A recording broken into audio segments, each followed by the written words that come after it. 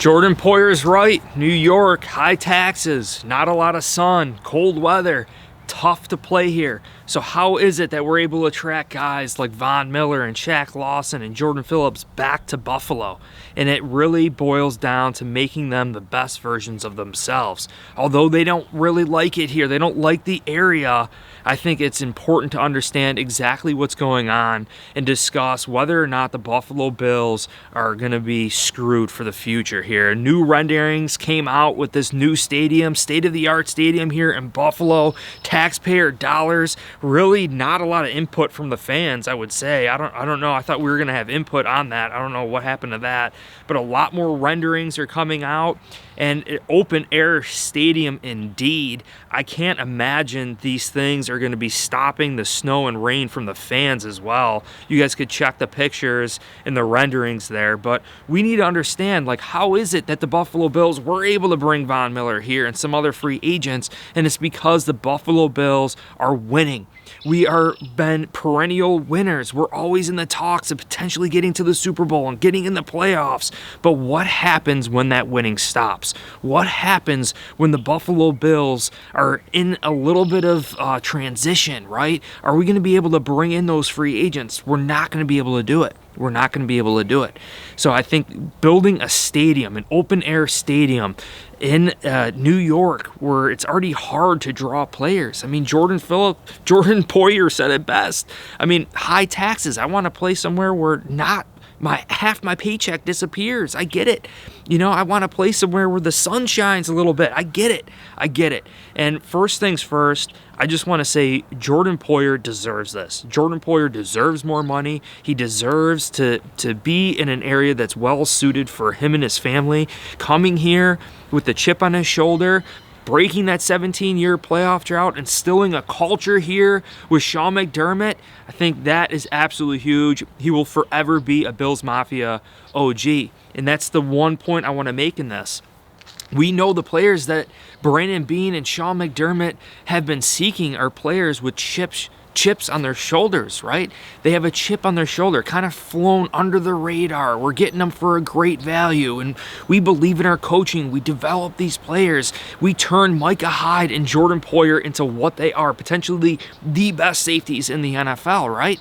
So I see we could potentially do that again with other players. But the problem is, what happens when that chip wears off? You see it. Jordan Poyer doesn't have necessarily a big chip on his shoulder. He's proven now. People believe in Jordan Poyer, and he thinks he should get more money, and he should. So what happens when that goes down? It's hard to retain players here as well. So knowing Buffalo and knowing how everything is here and knowing that Jordan Poyer's comments are completely accurate, the NFL draft is that much more important to find players that actually want to be here, that don't mind the cold, that want and can see themselves in Buffalo long term.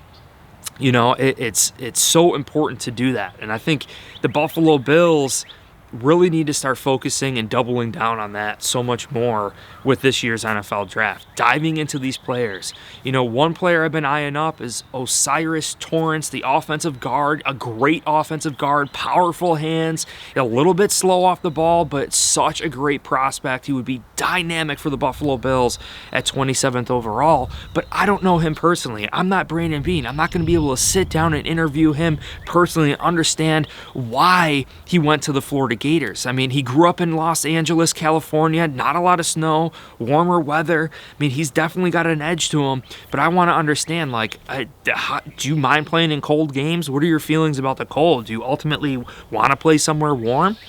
And again, this open-air stadium, I know for a fact, it fits us. It is Buffalo Bills and Buffalo's DNA. Been living here 35 years, my entire life. I understand it. The cold, the weather, it's us.